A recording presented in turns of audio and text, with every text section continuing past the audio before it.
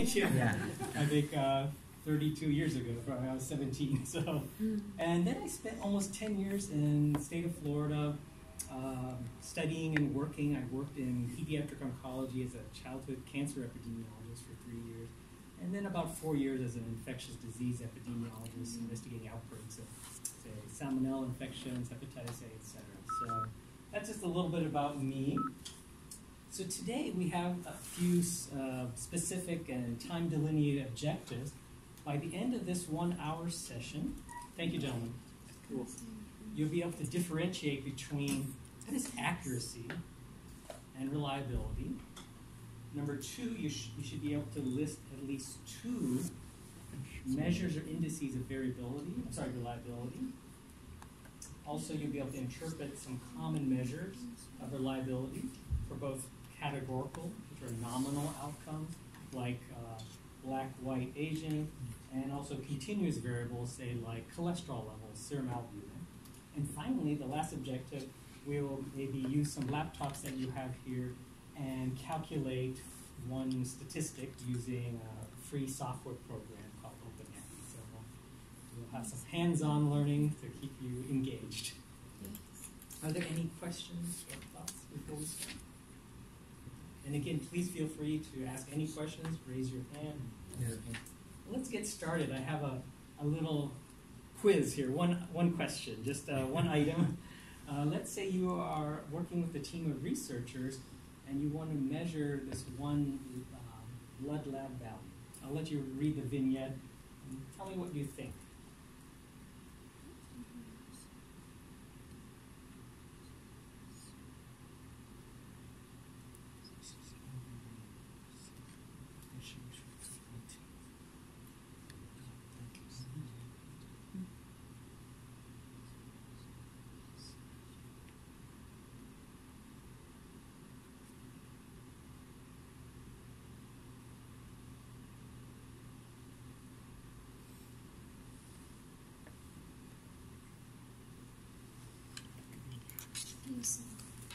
So, okay, so we have one choice for C, and maybe some old technology here.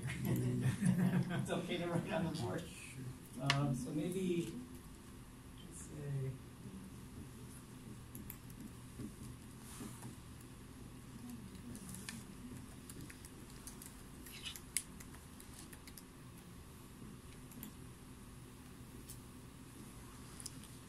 let's say you had like 3 patients or subjects, A, B, and C, and maybe everyone has 2 tests done on their blood.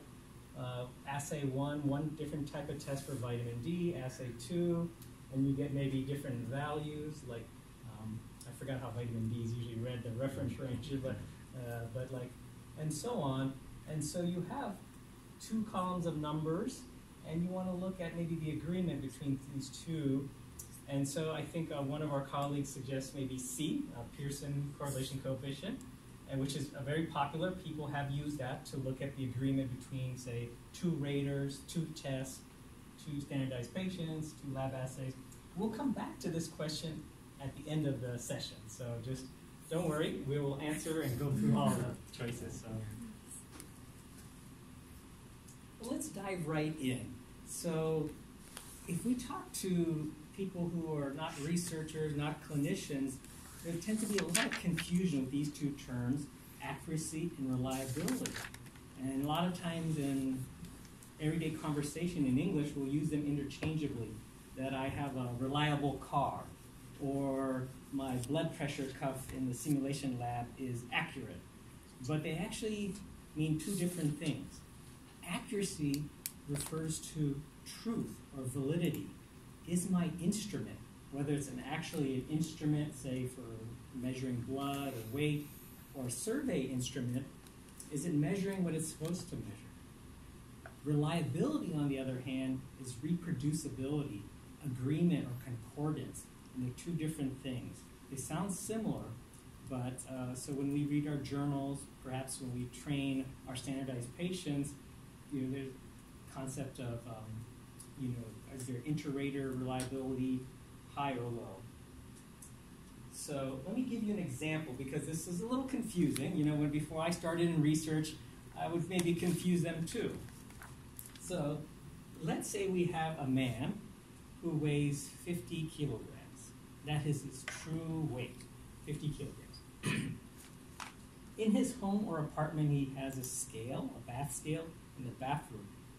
Every day, this man stands on the scale and measures himself. And every day, day after day, the scale reads 100 kilos, again and again and again. But yet he weighs 50 kgs. So my question to you, is the scale reliable? So do you say yes or no? Yes. Okay. Yes. Okay. Right. So I just asked a friend recently, a few minutes ago, and they did not know the difference between the two. So the scale is reliable. It is not accurate, however. It's reliable because there's agreement. There's agreement between these values. Every day, Monday, Tuesday, Wednesday, Thursday, 365 days of the year, it's always reads the same value. Yes, it differs from 50. So the instrument is reliable, but not accurate. So here, if you imagine maybe, does anyone do any target shooting? Maybe archery or with a firearm. So if you imagine a target and you're shooting, and the bullseye, as we say, this is like the target you want to hit. The example we just gave was right here. The bath scale that the man stands on every day looks, 100. Okay, next day, 100. It has good reliability, but it's inaccurate. It's missing the target, which in the middle should be 50 kilograms. So this is a visual representation. What you want is to have your standardized patients to be, accurate. So when they're grading, say, your students, your learners, and also consistent, have good reliability day after day, whether they're tired, whether they're upset or angry, the standardized patient is giving the same assessment. This is the worst situation here where you have no accuracy, no reliability. This one is a little confusing right here. So it's not reliable because you have different measurements. But if you take the average of those, it's right on the middle on the target. So it actually has good accuracy, but it's a little misleading. It's a little confusing. Are there any questions on this? Any question for Dr. Muller about reliability, validity? So since today we're going to focus more on reliability, I won't discuss too many measures of accuracy. So reliability, first we'll start with categorical or nominal variables. So can you give me an example of maybe a categorical variable from everyday life or medicine or research? Sometimes some books say nominal variable. Em cho một cái ví dụ về categorical data và một cái ví dụ và một cái ví dụ là numerical, hay là ví dụ là cái gì hồi nãy ông kêu là chống phái đó, tức là cái gì? Liên tục hả thầy? Continuous data là khác nữa. Cái category, còn cái mà gọi là categorical thì mình gọi là cái gì? Định tính hả thầy? Định tính hoặc định lượng? Định tính hả? Thì cho cái ví dụ đi. Please give an example. Ví dụ như là về giống phái thì gọi là gì? Gender. Exactly, very good. So gender would be a categorical nominal variable. Race. Yes. How about the race? Nation and race. Yeah, yes. like nationality.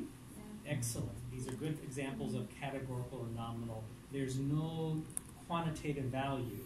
Being African American doesn't have 3 units assigned to it, and being Asian American is 5 units. It doesn't make sense. So these are categorical variables. You're married or not. Patient died or not. The student passed the OSCE, or the student did not pass the objective structured clinical. Excellent. So we're going to talk about 3 common measures of reliability. This is not an exhaustive list. There are more, like percent positive agreement, which we won't go into today. So let's say you are running your clinical simulation center, and you have 2 standardized patients maybe, and you have 6 learners or students. They could be students, fellows, residents. We call them maybe student ID A, B, C, and so on. And so each student goes into the room, maybe like here in ATAX, maybe with Dr. Ho also observing, and the student is graded by the standardized patient. Maybe there's a history and physical exam, etc. And then the student repeats the same exact task, assignment, with a different rater. So with a different standardized patient, let's say, for example.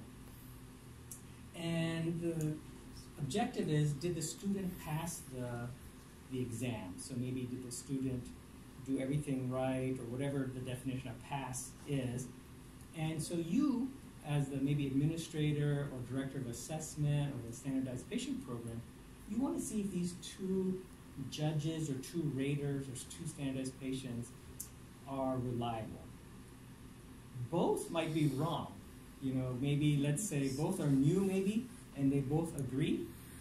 Let's say you and I are judging maybe a student here, and did the student take the history well? Let's say expert reviewer, like maybe Dr. Ho, watches the videotape a few days later, and he might say we are both wrong, and we both gave the student the wrong grade. So this could be maybe faculty member versus standardized patient. Maybe the standardized patient does the session with the student, and then a few days later you have a new standardized patient maybe who's watching the videotape, and also without knowing this person's grade, also she grades the encounter, and then you want to see if these 2 people, these 2 raters or judges, have good agreement. So this is very critical that in maybe for your accreditation and also for just good scientific conduct. You want to have your team be both reliable, preferably reliable and accurate. So you could enter this maybe like if you guys use maybe Microsoft Excel or Access or SQL, maybe some database. And so we're going to do an assignment here in class in a few minutes, how to analyze this type of data and calculate the agreement reliability. So you could see for the first student, maybe I'm the rater.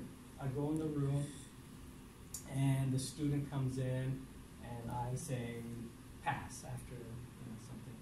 And then let's say our colleague here also assesses the same exact student, student A, but they said fail. So you can see there's some disagreement. Sometimes both raters, say both standardized patients, maybe agreed that the student was polite, the student passed the exam, or the student reviewed all the systems that the student had to, but you could see some disagreement. Another term for agreement is concordance. So agreement, concordance, disagreement, discordance. So we're not concerned with actually accuracy here.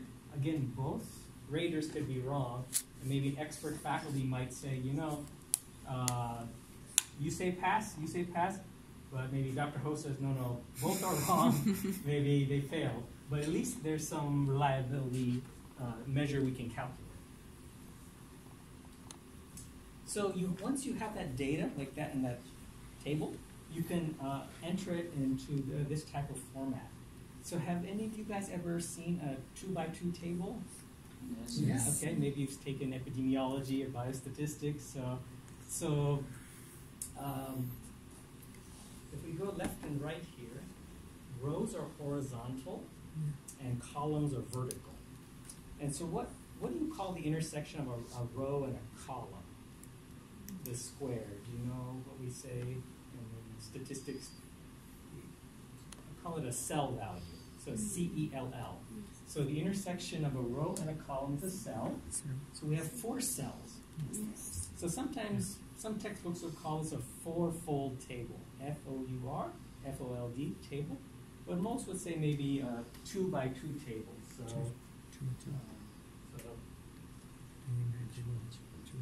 Yeah, so 2 and like a multiplication, 2 by 2 contingency table. And so you have maybe 2 judges, 2 standardized patients, and they both have to assess the same students. So if we have, say, 10 learners, 10 students, and let's say I want to look at the agreement between myself, and I'm sorry, your name again is? My name is Jen. Okay, great. And so we want to see our agreement. We would both assess the same 10 students. I wouldn't know your grade, you wouldn't know mine, and then maybe the statistician would come, organize the data like this, and then calculate how strong we agree. So each cell is represented by A, B, C, or D, and we'll show some formulas now. Does anyone like algebra? Do you like mathematics a little bit? The math is very simple though. So right here, let's say if I say pass, and Dr. Ho says pass, that is agreement concordance. And so if I say fail and you say fail, that's good, we're agreeing. We both can be wrong though, maybe, but at least we're agreeing. So there's a statistic called percent agreement. You add the number of subjects, participants, or people in the A cell plus the D cell, and I will send you these slides, the PowerPoint slide, and you divide by the whole sample size. And so what does this mean? That means there were 20 students where both standardized patients said pass. And then there was one student, one learner where maybe this person may, let's say this is Dr. Ho, says pass, but then Professor Mullah says fail, so we didn't agree. So these are actual numbers of people. So does this look like that there's good inter-rater reliability? If you have, the best would be like everyone is in like A or D squared, and that would be like perfect reliability. So here we enter the number of pairs, and it looks like very good, strong agreement, 98%. But there's a problem with this method. This method does not control for chance agreement, just by random chance. So let's say I'm not a physician. Let's say you're not a physician, and we both we both examine 100 patients. But let's say you're engineer and I'm engineer. We are not physician. And then we say, patient has cancer or no cancer? Cancer or no cancer? Even though we are not doctors, you might say no cancer and I might say no cancer. We might just agree just by chance, even though we're not trained in that area. So this does not correct for chance agreement. This would be perfect agreement here. Excellent. The two people, judge one, second judge, or one standardized patient the other, they agree very well. You see 0 and 0 on the off diagonal. The problem here, though, why we don't see this much, is this issue that percent agreement does not correct for just chance agreement. I'm not a doctor, but I might say, oh, yeah, she has cancer. And then I leave the room, the expert comes in, and I say, Dr. Ho. Dr. Ho says, yes, cancer. But I'm not a doctor, but just by chance we agreed. This number statistic that we're going to talk about with the kappa this one, Professor Cohen came up with this many years ago. This corrects for chance agreement. Just by lucky, you could be lucky, and 2 raters or 2 standardized patients could agree just by the luck of chance. So I recommend this one when you have a nominal categorical variable like male, female, dead, alive, and you're looking for agreement, passed or failed. This one is the preferred statistic, kappa, K-A-P-P-A. How do you calculate kappa? So this is the formula, and again, I will send you these slides. Nowadays, we usually do not do anything by hand. We'll just go to the computer, and we'll let the computer analyze it. But you know, there is a simple formula where you have to account for the chance agreement, where two raters just by chance agree, even though they don't know what they're doing. How do you interpret the kappa statistic? So some of you are clinicians. Sometimes you order lab tests for your patient. You have cholesterol and then the normal limits or reference range. For this statistic, these two researchers, Landis and Koch, many years ago, came up with how to interpret it. So we saw that the percent agreement is very high, 98%. That looks good. It looks like, let's say this could be 2 blood pressure cuffs, 2 cars, 2 human raters, 2 standardized patients. There's high agreement, but not correcting for chance agreement. So you calculate kappa because you're just like, well, Professor Muller says that's better, but how do you interpret it?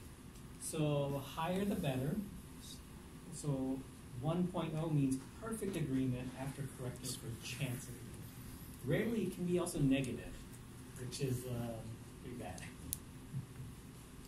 So let's now do an in-class exercise. We will calculate using your computer or phone or mobile device, any mobile device that you have.